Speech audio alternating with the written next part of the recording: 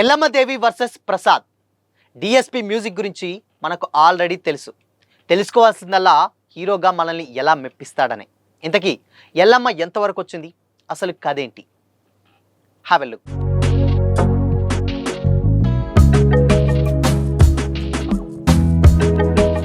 Hi, hello, welcome to Disha TV. Yellamma గురించి ఇప్పటి వరకు ఎక్కువగా మాట్లాడుకున్నది వేణు ఎల్దండి కథ. గ్రామీణ నేపథ్యం, డిఎస్పి లుక్ గురించే మాట్లాడుకున్నారు. బలగం తర్వాత వేణు చేస్తున్నటువంటి సినిమా కావడంతో ముందు నుంచి ఫోకస్ వచ్చేసింది. పైగా డిఎస్పి ఫస్ట్ టైం హీరోగా వస్తుండడంతో ఈ ప్రాజెక్ట్ మీద మరో ఇంట్రెస్టింగ్ అయినటువంటి ఎక్స్పెక్టేషన్స్ కూడా ఉన్నాయి. కానీ రిలీజ్ దగ్గరకు వచ్చాక ఇక్కడ ఒక పోటీ మొదలవచ్చు. అదే దేవి వర్సెస్ ప్రసాద్.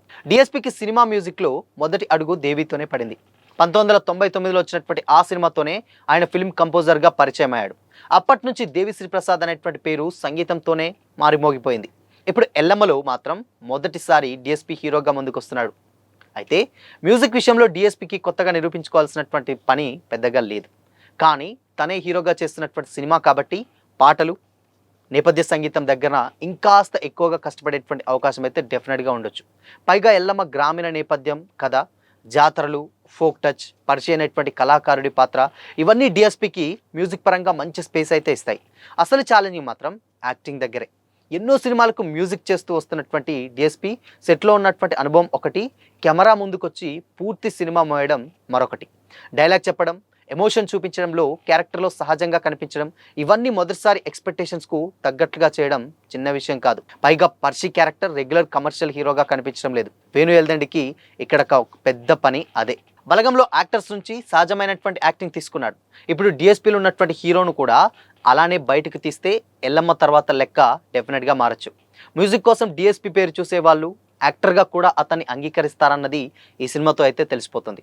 సినిమా రిలీజ్ తర్వాత పాటలు హైలైట్ అయితే దేవి తన పని చేసినట్టే. పర్షి క్యారెక్టర్ కూడా ఎక్కువగా మాట్లాడుకుంటే మాత్రం డెఫినెట్గా ప్రసాద్ కూడా ఎల్లమ్మలో గెలిచినట్లే అవుతుంది. సో అందుకోసమనే ఇక్కడ ఎక్స్పెక్టేషన్స్ ఒక తీరుగా ఉన్నాయి. అండ్ దాని తర్వాత వాళ్ళని ఎలా మ్యాచ్ చేస్తారు, ఆడియన్స్ని వాళ్ళ ఎక్స్పెక్టేషన్స్కి ఎలా మ్యాచ్ చేస్తారు అనేది ఇక్కడ ఒక పెద్ద క్వశ్చన్ మార్క్. అండ్ ఇంకొక విషయం ఏంటంటే, ఎల్లమ్మ అనేటువంటి క్యారెక్టర్ కంప్లీట్గా హీరోయిన్ ఓరియంటెడ్ క్యారెక్టర్. దీంట్లో డిఎస్పి అనేటువంటి క్యారెక్టర్ని ఇంట్రడ్యూస్ చేశారు. కానీ సో మరి ఎల్లమ్మ ఎవరు? గతం నుంచి వెళ్ళి అటు సాయి పల్లవిని అంటున్నారు, దాని తర్వాత కీర్తి సురేష్ అన్నారు, దాని తర్వాత రష్మిక మందన్ అన్నారు. ఇలా రకరకాలైనటువంటి చాలామంది హీరోయిన్స్ పేర్లు తెర మీదకి వచ్చినాయి. ఫైనల్గా భాగ్యశ్రీ బోర్సేని కన్ఫర్మ్ చేసే పనిలో ఉన్నట్లట మేకర్స్. సో అయినప్పటికీ కూడా స్టిల్ ఇప్పటికీ ఎందుకు, ఎలా అనేటువంటి ఒక క్లారిటీ అయితే లేదు. బట్ ఎల్లమ్మ లేని పార్ట్ అంతా కూడా ఇప్పుడు షూట్ చేస్తూ పోతున్నారు. ఇక ఎల్లమ్మ వచ్చిన తర్వాత ఆ సినిమా స్కోప్ ఏంటి అనేది తెలియాలి. బట్ ఎల్లమ్మ కథ అంటే మనందరికీ తెలిసిందే, గ్రామీణ నేపథ్యంలో చాలా పవర్ఫుల్ దేవతావిడ. సో దాంట్లో అంటే పురాణాలు, ఇతిహాసాలు అంటే ఇవన్నీ గతాలు, దాని తర్వాత ఎలా అంటే అంత పవర్ఫుల్ క్యారెక్టర్ని పర్షి అనేటువంటి క్యారెక్టర్కి ఎలా లింక్ చేయాలి. పర్షి అంటే డెఫినెట్గా ఎల్లమ్మ కొడుకు క్యారెక్టర్.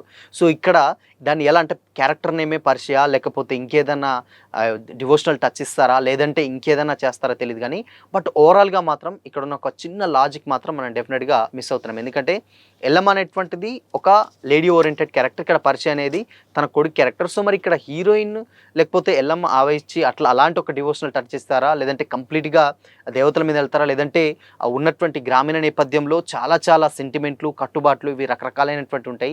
వీటన్నిటి కూడా లేటెస్ట్గా వేణు తన గ్రామాల్లోకి అంటే కొన్ని గ్రామాల్లోకి జాతరలు జరుగుతున్నప్పుడు, ఆ పండుగలు జరుగుతున్నప్పుడు దగ్గరికి వెళ్ళి చూసి అక్కడ ఉన్నటువంటి ఊళ్ళో వాళ్ళ జనాలతోటి మాట్లాడి అక్కడ మొత్తం కూడా రీసెర్చ్ చేసుకొని రావడం అయితే జరిగింది. సో ఇలా ఎలా అంటే పక్కగా బలగం ఎంత అయితే న్యాచురల్గా ఎంత ఇంపాక్ట్ క్రియేట్ చేసిందో ఇక్కడ ఎల్లమ్మను కూడా అంతే ఇంపాక్ట్ క్రియేట్ చేయాలని కూడా వేణు అయితే చాలా చాలా డెఫినెట్గా అంటే చాలా కాన్ఫిడెన్స్గా ఉన్నారు. అండ్ ఇంకొక విషయం ఏంటంటే, ఇక్కడ బలగం వచ్చింది ఎలాంటి ఎక్స్పెక్టేషన్స్ లేకుండా వచ్చింది. బట్ ఇప్పుడు అవి ఎక్స్పెక్టేషన్స్ డబల్ చేస్తారు. సో మళ్ళీ ఎల్లమ్మ కథ ఏంటంటే ఆబ్వియస్గా చాలామందికి తెలిసినటువంటి కథ. బలగం అంటే ఒక చిన్న పాయింట్ తీసుకొని దాని నుంచి చుట్టూ ఎమోషనల్లీ అలా కంప్లీట్ చేశారు. కానీ ఇక్కడ మాత్రం మేజర్గా ఇక్కడ అలా కాదు. ఎల్లమ్మ అంటే ఎక్స్పెక్టేషన్స్ ఉంటాయి, కమర్షియల్ ఎలిమెంట్స్ ఉంటాయి.